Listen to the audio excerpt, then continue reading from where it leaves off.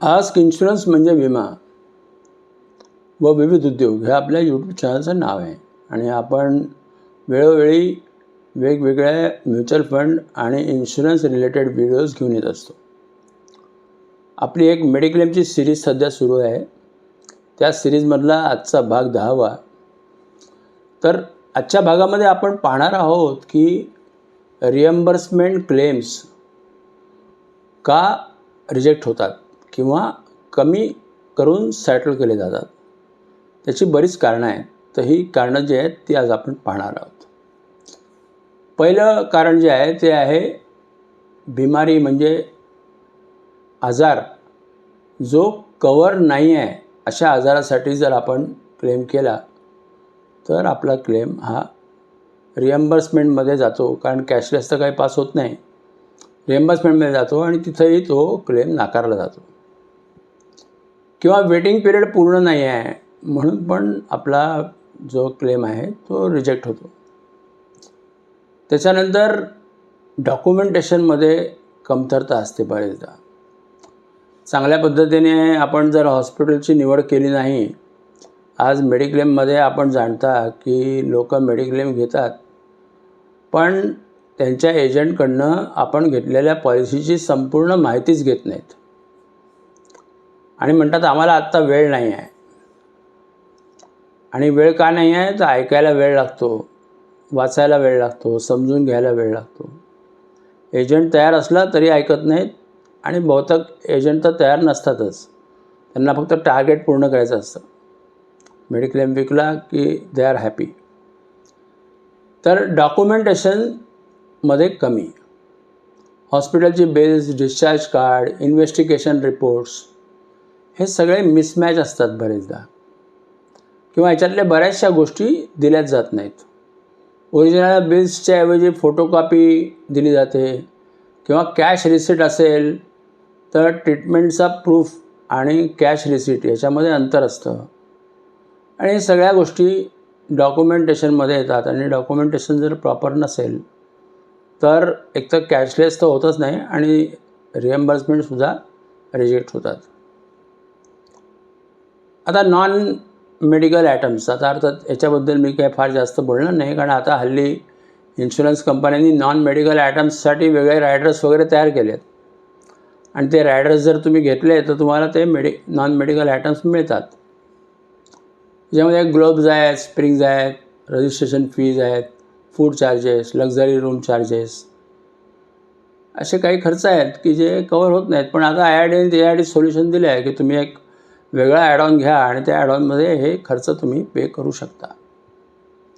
त्याच्यानंतर आहे रूम रेंटचं उल्लंघन. मी काल तुम्हाला रूम रेंटबद्दल सांगितलं होतं पण परत एकदा सांगतो की पॉलिसीची जर रूम रेंट तुम्हाला 1% ऑफ द सम इन्श्युअर असेल आणि पॉलिसी 5 लाखाची असेल आणि तुम्ही 5,000ची रूम तुम्हाला एलिजिबल आहे आणि तुम्ही 10,000ची रूम घेतली की जे काही उरलेलं जे काही संपूर्ण बिल आहे ते प्रपोर्शनेट डिडक्शनमध्ये अडकतं आणि तुम्हाला तुमचा जो क्लेम आहे तो कमी करून दिला जातो. त्याच्यानंतर एक मोठा हल्ली सगळीकडे आहे की इन्शुरन्समध्ये, मेडिक्लेममध्ये स्टँडर्ड चार्जला फार महत्त्व आहे. Standard charge. आणि हा स्टँडर्ड चार्ज हा प्रत्येक कंपनी वेगवेगळ्या प्रकारे आपला स्टँडर्ड चार्ज मेंटेन करते. त्याला कंपनीच्या भाषेत म्हणतात रिजनेबल कस्टमरी चार्जेस. म्हणजे तुमचा क्लेम खरोखर रिजनेबल आहे का हे तपासलं जातं आणि बाजाराच्या जो दर असेल त्या दरापेक्षा कमी जर असेल तर क्लेम मात्र तुम्हाला जो बाजाराचा दर आहे त्याप्रमाणे दिला जातो. आणि काही वेळेला असं होतं की आपले हॉस्पिटल्स ओव्हर चार्ज करतात. म्हणजे व्हेंटिलेटरची गरज नसेल, माणूस मेला असेल तरी पण व्हेंटिलेशन लावतात पैसे वाढवण्यासाठी. असले काही गोष्टी असतील तर त्याच्यामध्ये रिजनेबल कस्टमरीमध्ये या सगळ्या गोष्टी जातात आणि ते कापले जातात बरोबर. त्याच्यानंतर लेट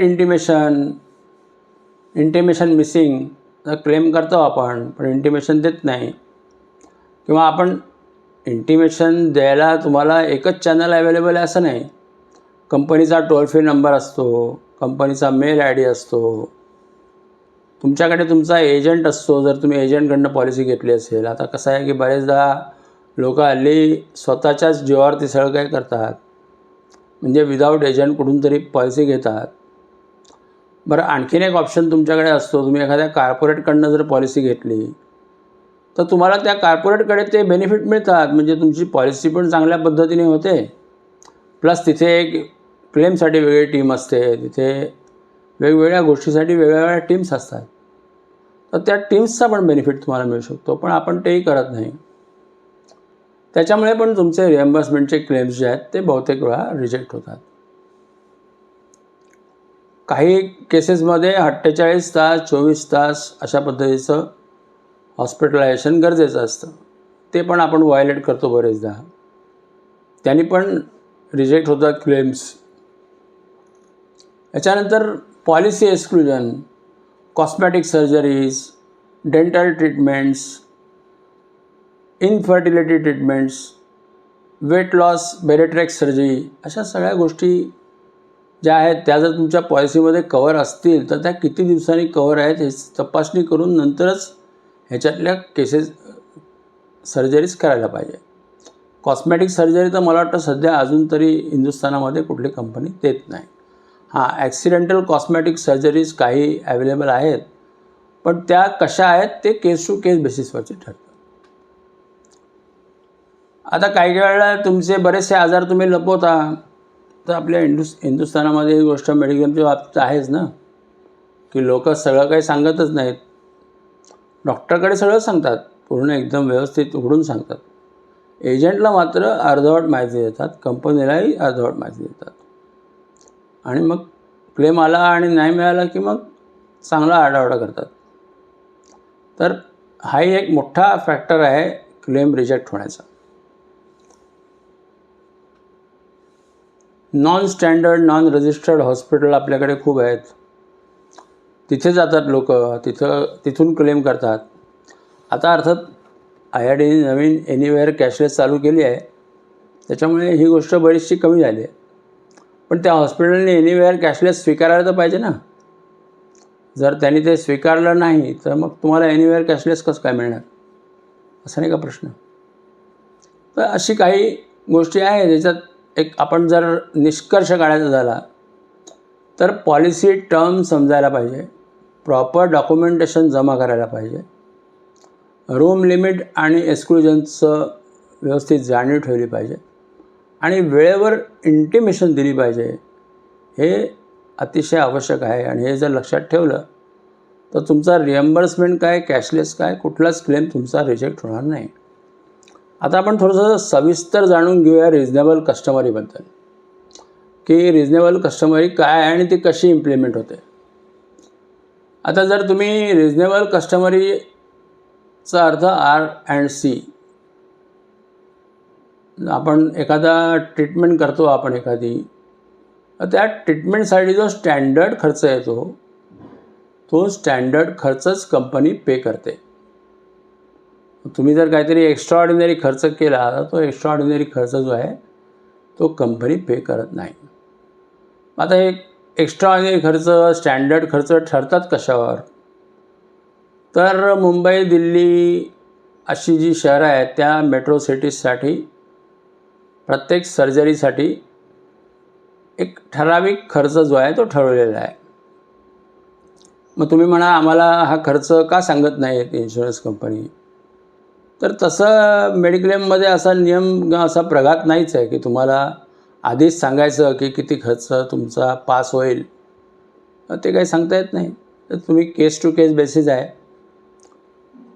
दुसरं आहे की त्या एरियामध्ये बरेचदा क्लेम पास होतात, पण त्याचं काय वेगळं कारण आहे. Type of hospital, corporate hospital versus trust hospital versus nursing home. तर प्रत्येक कॅटेगरीच्या हॉस्पिटलमधली जी ट्रीटमेंट आहे त्यासाठी स्टँडर्ड दर वेगवेगळे आहेत, आणि हे स्टँडर्ड दरच आपण लक्षात ठेवत नाही.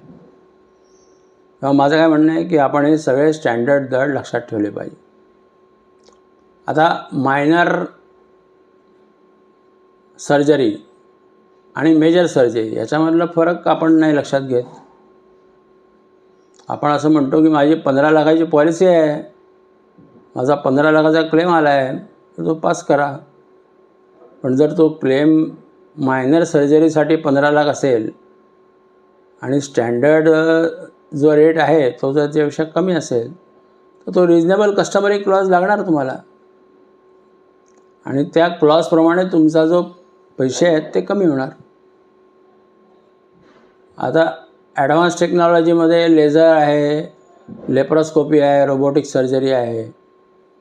हे सगळं जर तुमच्या पॉलिसीमध्ये कवर असेल आणि तुम्ही ते सेपरेट रायडर घेतलं असेल तर नक्कीच कवर होईल, आणि जर घेतला नसेल तर मग हे रिजनेबल कस्टमरीमध्ये डिडक्ट होईल. त्याचं प्रपोर्शनल डिडक्शन पण होईल, असं होऊ शकतं. जसं आपण एक एक्झाम्पल घेतलं की एखाद्या व्यक्तीची 5 लाख रुपयाची पॉलिसी आहे आणि त्याच्या ऑपरेशनचा खर्च 2 लाख रुपये आला. त्याच शहरामध्ये तेच ऑपरेशन स्टँडर्ड रेटप्रमाणे 1,20,000ला होतं. म्हणजे रिजनेबल कस्टमरी चार्ज जर लागला तर तुम्हाला 1,20,000 रुपयेच इन्शुरन्स कंपनी देणार, 80,000 तुम्हाला स्वतः भरावे लागणार. त्याच्यामुळे नक्की स्टँडर्ड खर्च काय आहेत ते तुम्ही मागू शकता लेखी, की आम्हाला सांगा की what is a standard expenses for such type of medical treatment. ते तुम्हाला दिली जाते. त्यात तुम्हाला सेपरेटली 2 वेगवेगळे कॉलम असतात, त्या कॉलममध्ये तुमच्या वस्तू दाखवलेल्या असतात. तेव्हा हे आपण लक्षात ठेवण्याची गरज आहे. ते जर आपण लक्षात ठेवलं तर आपल्याला उत्तम क्लेम मिळू शकतात. तेव्हा मित्रांनो, माझं असं म्हणणं आहे की शक्यतो आपल्याला जे काही क्लेम करायचे आहेत त्यासाठी ज्या गरजेच्या गोष्टी आहेत त्या आपण नेहमी लक्षात ठेवल्या पाहिजे. इंटिमेशन वेळेत दिली पाहिजे, सर्व माहितीसह विमा घेतला पाहिजे, आणि विमा क्लेम करताना सर्व माहिती दिली पाहिजे. आणि हॉस्पिटलमध्ये तुम्ही काहीतरी 50 लाख किंवा 1 कोटीचा इन्शुरन्स घेतला आहे म्हणजे तुम्ही डिलक्स रूममध्ये जाऊन ट्रीटमेंट घेतली पाहिजे, आणि ती घेतली तर तुम्हाला त्याचा बेनिफिट मिळेलच की नाही मिळेल हे रिजनेबल कस्टमरी ठरवेल. तेव्हा त्याप्रमाणे आपण विचार करून आपल्या पॉलिसी घ्याव्या. माझ्या चॅनलला आपण नेहमीच लाईक करता आणि शेअरही करता, पण सबस्क्राईब करत नाही. तेव्हा माझी विनंती आहे की जास्तीत जास्त लोकांनी सबस्क्राईब करावं आणि चॅनलला चांगल्या पद्धतीने पुढे जाण्यासाठी मार्ग प्रशस्त करावा, जेणेकरून आणखीन चांगली कंटेंट मी आपल्यासाठी घेऊन येईन. धन्यवाद.